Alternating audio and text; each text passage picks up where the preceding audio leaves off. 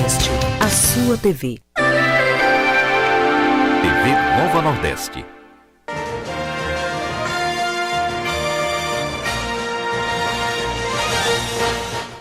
Está começando pela TV Nova Nordeste o programa Políticas, um espaço dedicado à discussão de fatos e ideias em Pernambuco.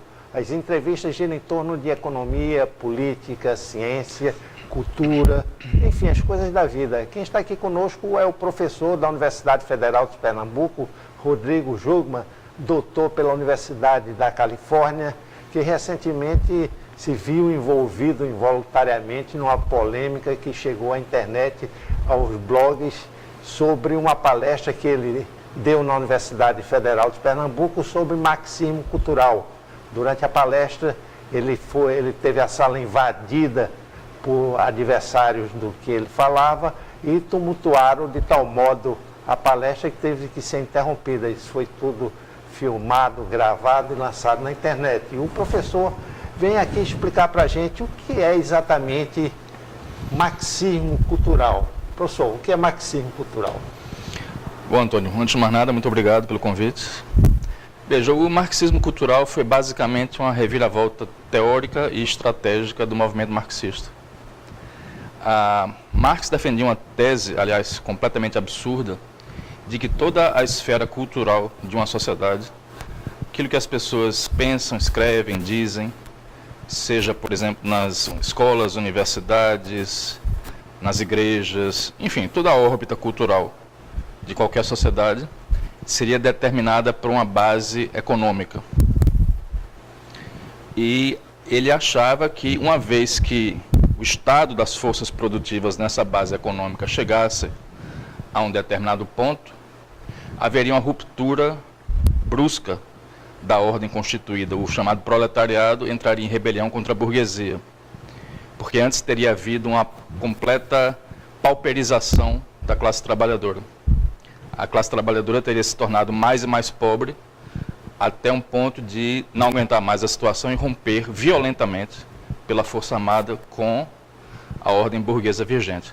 Só que nada disso aconteceu. Muito pelo contrário, nos países de capitalismo liberal, a condição da classe trabalhadora não cessou de melhorar. Exato, pelo capitalismo em si, pela promoção do desenvolvimento, na medida em que os ricos ficaram também mais ricos, os trabalhadores melhoraram também sua condição de vida. Também melhoraram sua condição, porque é uma grande falácia esquerdista achar que a economia é um jogo de soma zero, que para que uns ganhem, outros têm que perder. Na verdade, quando a maré sobe, todos os barcos sobem. É assim que funciona a economia. E por que especificamente marxismo cultural? Sim, veja, aí complementando a explicação que eu já havia começado a dar, Marx foi um grande, além de um teórico extremamente equivocado sobre inúmeros aspectos, ele também foi um péssimo profeta.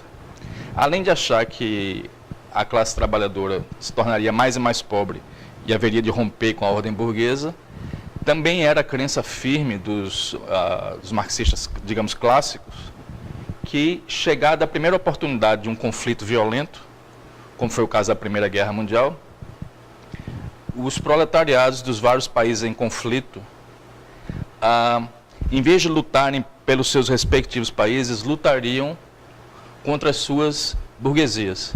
Em vez de participarem patrioticamente da guerra contra os seus inimigos, destroçariam as próprias burguesias e instaurariam o comunismo em toda a Europa. Só que nada disso aconteceu. Então foi outra previsão errada. Então, acabada a Primeira Guerra Mundial, os chamados marxistas culturais começaram a pensar, mas o que é que terá dado errado? E o resultado disso foi uma mudança de ênfase radical. Eles abandonaram a tese de Marx de que a economia é o fator determinante da vida cultural e adotaram uma postura diametralmente oposta. Eles pensaram, olha, vamos seguir, como resultado dessa mudança de uma concepção teórica, vamos adotar também uma estratégia diferente. E foi exatamente o que fizeram. Eles pensaram, primeiro mudar a vida cultural, infiltrando escolas, universidades, igrejas e assim por diante, com as ideias marxistas, tanto que Gramsci, um grande teórico italiano do marxismo cultural, um dos nomes mais em evidência, sobretudo no Brasil, dizia expressamente que é preciso marxizar o homem interior. fazer com que o sujeito se torne marxista sem ele sequer se dar conta. Exato. Essa teoria, essa nova postura do marxismo junto aos meios culturais parece ter dado certo no Brasil, a ponto da sua palestra, que é antimarxista, uma palestra crítica a esse respeito, foi invadida. E o que a gente vê nas universidades é uma influência esquerdista muito forte. Também os meios de comunicação, a classe artística, há muita influência dessas teses de Antônio Gramsci. De Antônio Gramsci, dos teóricos da Escola de Frankfurt, enfim, de toda uma gama de autores que nós, que somos críticos, costumamos chamar de marxismo cultural. Não é um rótulo que eles usem para si mesmos, é um rótulo que nós usamos para criticá-los. E, basicamente, o que houve em toda a seara cultural brasileira é que as concepções marxistas, de uma maneira quase que imperceptível, foram tomando conta de tudo, via ocupação de espaços. Não precisaram de armas, não precisaram de violência, foram simplesmente ocupando espaços, tendo mais e mais professores marxistas, mais e mais padres marxistas e assim por diante. E essas ideias foram tomando conta de tudo. É possível que a pessoa haja como um marxista sem saber que está agindo como tal? Perfeitamente possível. Como seria essa forma? Por exemplo, quantos padres há hoje em dia que mal sabem alguma coisa de Marx, que mal estudaram um livro de Marx e repetem toda aquela cantilena da teologia da libertação, por exemplo, que hoje se sabe que foi um produto de exportação, né?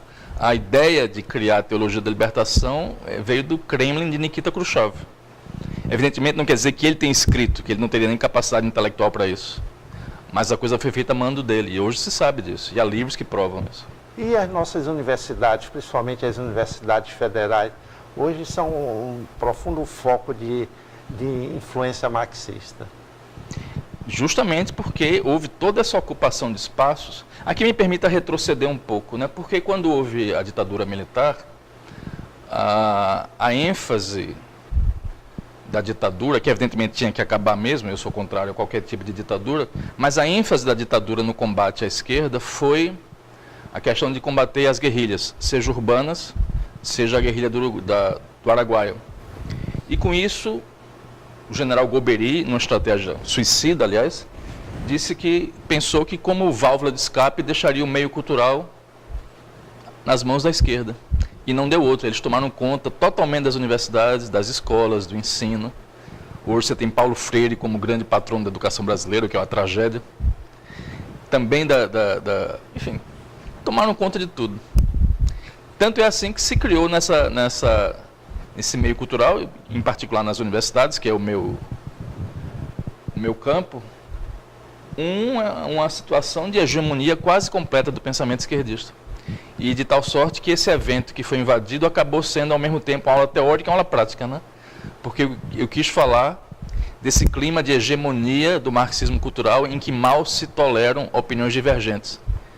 Essa foi a aula teórica. E a aula prática foi que a sala foi invadida, dando razão ao que nós havíamos dito, isso é verdadeiro nos meios intelectuais e nas universidades. A falta de democracia é possível, onde deve ser um lugar aberto a discussões, um lugar aberto a novas ideias, a inovações. É possível que não haja essa possibilidade de discussões, de opiniões divergentes? Deveria ser assim, né? Porque até o próprio nome de universidade sugere universalismo, universalidade de posições, a pluralidade de ideias. E em filosofia, que é minha área, a noção de debate intelectual sempre foi a de competição livre de visões opostas que se contrapõem num diálogo. Aristóteles, Platão, Sócrates, todos eles foram mestres disso. E que vença melhor. Infelizmente não é esse ambiente de abertura ao pensamento que existe hoje nas universidades, em que há praticamente um domínio esmagador do pensamento de esquerda. A queda do muro de Berlim em 1989, e o esfacelamento da União Soviética como o farol internacional do comunismo, isso não foi muito marcante em relação a essas ocupações hoje na área cultural? Na verdade, eu diria que piorou tudo, porque a esquerda, aliás, no mundo todo, e no Brasil em particular, entrou numa situação de um quase que desespero, né? Quer dizer, parecia que a batalha estava perdida para sempre.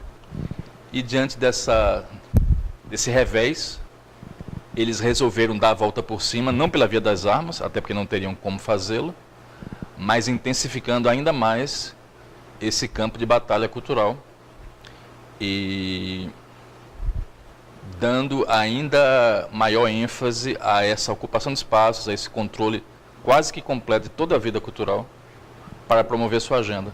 Por influência de Cuba, a Venezuela, via Chávez, se tornou um país socialista, como Chávez dizia, o socialismo do século XXI, e deu tudo errado. Não é? Hoje é um país que está quebrado, a população se manifestando contra o regime, não há possibilidade de retorno.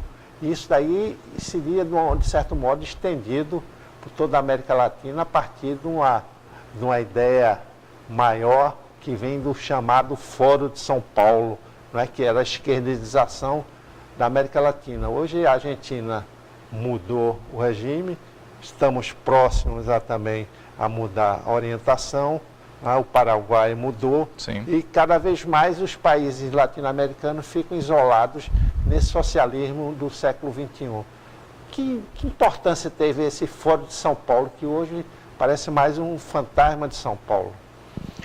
Olha, a primeira coisa a ser dita a esse respeito é que, com honrosas exceções, como foi o caso do professor Olavo de Carvalho, que já nos anos 90 alertava acerca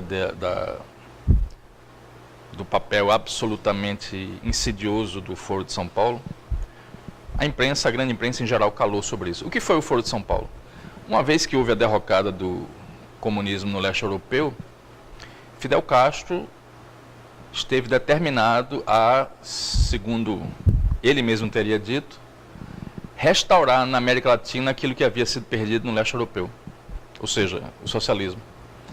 E contou para esse fim com a ajuda de todos os partidos de esquerda mais radical do continente latino-americano.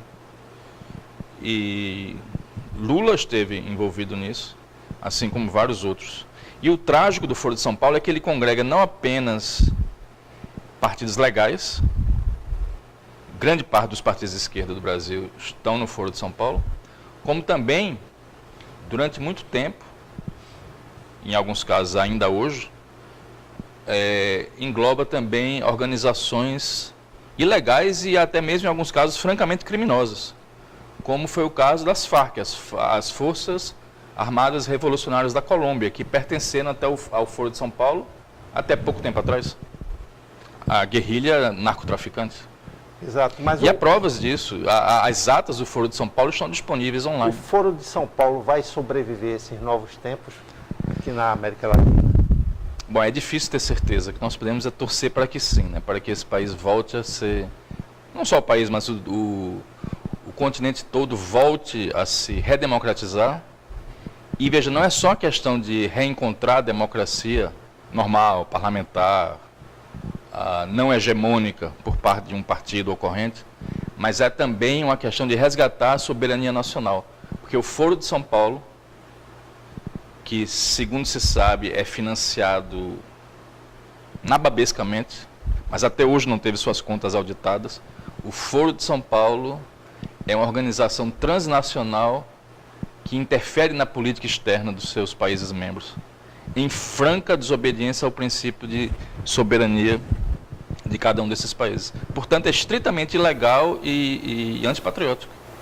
Vamos fazer um pequeno intervalo, daqui a pouco a gente volta para continuar a nossa conversa com o professor Roberto Jungmann, da Universidade Rodrigo Jungmann, da Universidade Federal de Pernambuco. Até já.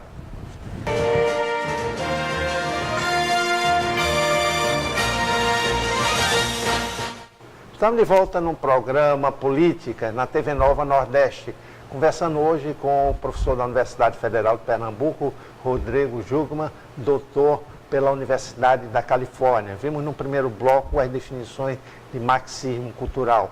Por dar uma palestra sobre isso na Universidade Federal, ele teve sua sala invadida por militantes contrários a essa nova postura e daí gerou um desconforto. Isso tudo está na internet, no blog do Rodrigo Constantino. Se vocês quiserem dar uma olhada, podem ver como é que foi a coisa. Mas no primeiro bloco vimos isso, mas vamos continuar a nossa conversa sobre esse ponto de vista. Não é um novo ponto de vista, é um ponto de vista que aflora diante de uma sociedade que teve durante muito tempo engessada só por um padrão cultural, só por um padrão ideológico.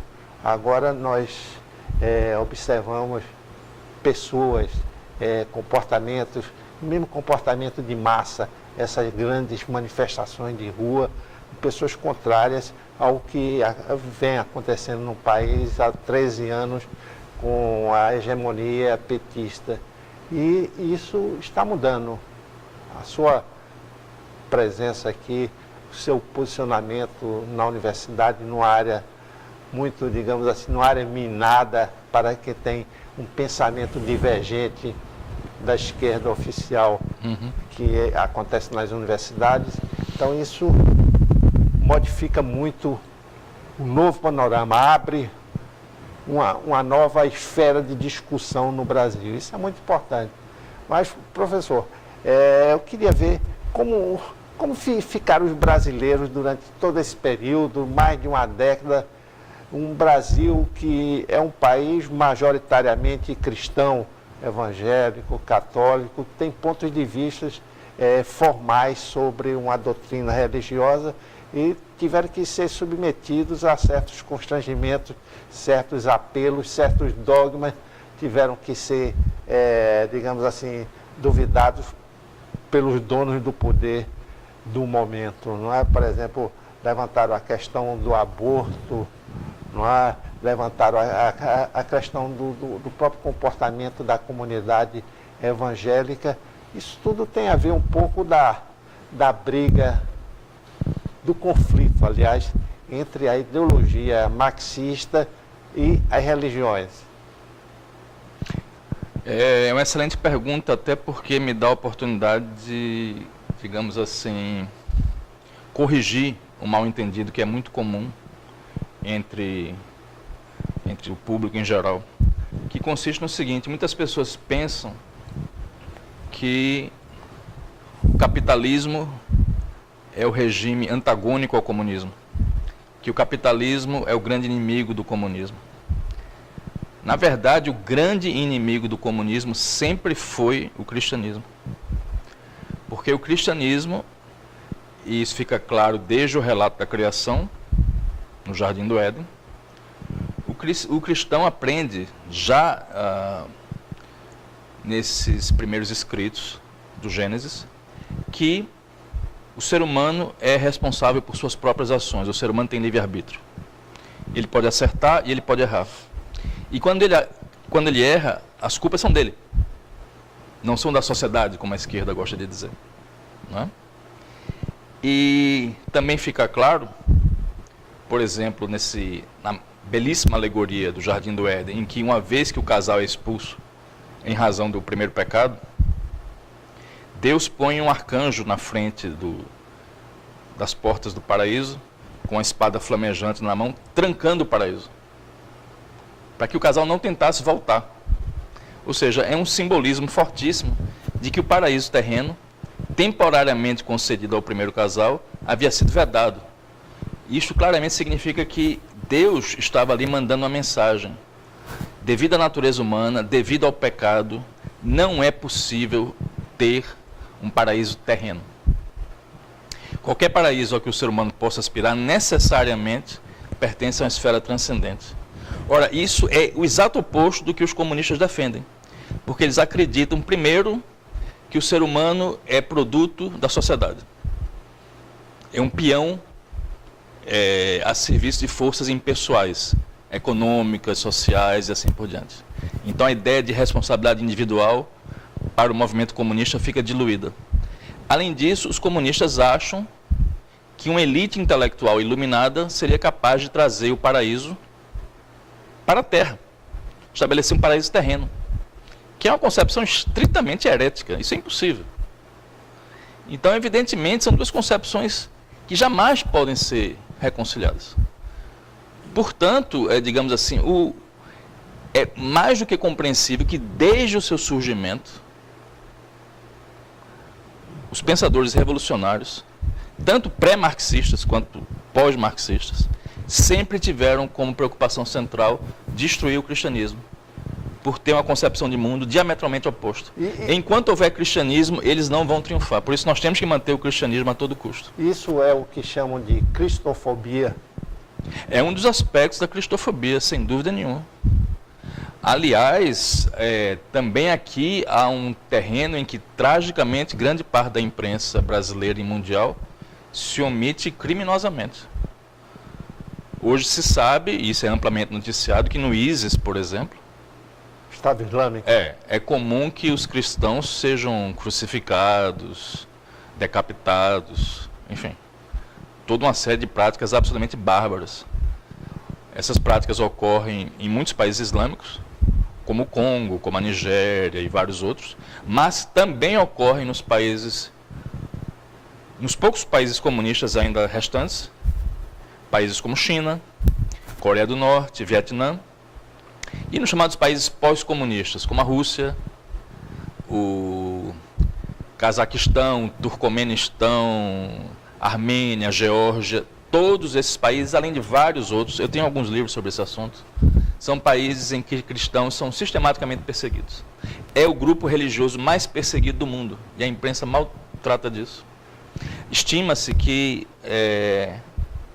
talvez 100 mil cristãos sejam mortos a cada ano, sob o silêncio cúmplice da imprensa ocidental, o que é uma coisa trágica e vergonhosa. Exato, a gente não tem acesso a essas informações como de uma forma tão fácil como se tem em relação à morte de muçulmanos pelos muçulmanos. Mas esse é um tema pouco distante da gente. Voltando ao tema local. Por exemplo, temos aqui o chamado politicamente correto. Isso aí é um engessamento do pensamento, não é isso? Sem a menor dúvida, e também é uma derivação do marxismo cultural. Porque, veja, tem um brilhante analista político norte-americano chamado John Stossel, que certa vez escreveu o seguinte: quando ficar ofendido dá poder, as pessoas ficam ofendidas mais facilmente. Nessa breve sentença você tem a chave para a compreensão de todo o politicamente correto. É criar uma ditadura dos ofendidos, por assim dizer, em que ofensas, às vezes reais, às vezes fictícias, às vezes banais, a grupos supostamente estigmatizados ou de alguma maneira à margem da sociedade, servem para que os autonomeados protetores desses grupos arroguem a si um grande poder de controlar o que os outros podem falar, ou dizer, ou pensar. E aí, para evitar qualquer mal-entendido, poderia-se pensar aqui que eu estou, de alguma maneira, digamos assim, por exemplo, defendendo a perseguição a minorias ou qualquer coisa do gênero. Longe de mim. Longe de mim. Eu seria o último a defender qualquer tipo de perseguição a minorias. O problema da esquerda em relação a minorias, e isso fica claríssimo nessa questão do politicamente correto, é que a esquerda só defende as minorias quando convém a ela, a esquerda. Tanto é assim que vejam, por exemplo, que o já aposentado presidente do Supremo Tribunal Federal, que foi o Joaquim Barbosa, na certa ocasião foi chamado de capitão do mato, sendo ele um homem negro. E o movimento negro não protestou, porque está na mão da esquerda. E você vê também que houve um filósofo, por assim dizer, que disse que a jornalista Raquel Sherazade, que é uma mulher conservadora, de direita, merecia ser estuprada. E o movimento feminista não protestou. Exato. E os exemplos poderiam ser multiplicados. Eles só protestam quando convém. Ou seja, a esquerda, na verdade, não está preocupada com essas minorias ou grupos estigmatizados, real ou supostamente. Eles apenas querem instrumentalizar esses grupos a serviço do seu projeto de concentração de poder. Para finalizar, estamos exatamente no final do programa. uma frase sua sobre a hipocrisia dessa atividade, dessa ação que para a sociedade aparece de uma forma e quando na verdade o que existe por detrás de todo esse comportamento, de todo o discurso em que você critica, esse discurso é falso, não tem consistência. Você teria suas considerações finais? Sem dúvida, outro exemplo dessa duplicidade, dessa falta de coerência da esquerda se dá no tocante ao chamado multiculturalismo. Né? Exato. Multiculturalismo parece uma palavra muito bonitinha, muito simpática, né? Em tese seria o respeito por todas as culturas e religiões. Mas na prática o multiculturalismo é um acordo tácito, segundo o qual as pessoas no Ocidente deveriam se sentir obrigadas a respeitar todas as culturas, menos a própria, que é a ocidental. Exato, isso causou problemas em toda a Europa e vem causando. Mas, infelizmente, chegamos ao final do programa. Agradecemos aqui a presença do professor Rodrigo Jungmann, da Universidade Federal de Pernambuco. Conversamos sobre marxismo cultural, sobre o termo politicamente correto, sobre o termo multiculturalismo, coisas que estão no dia a dia de cada um. É uma visão muito interessante. E vocês devem aprofundar isso através de leituras, visitas a blogs que destacam essa questão. Professor, muito obrigado. Eu que agradeço. E até o próximo programa.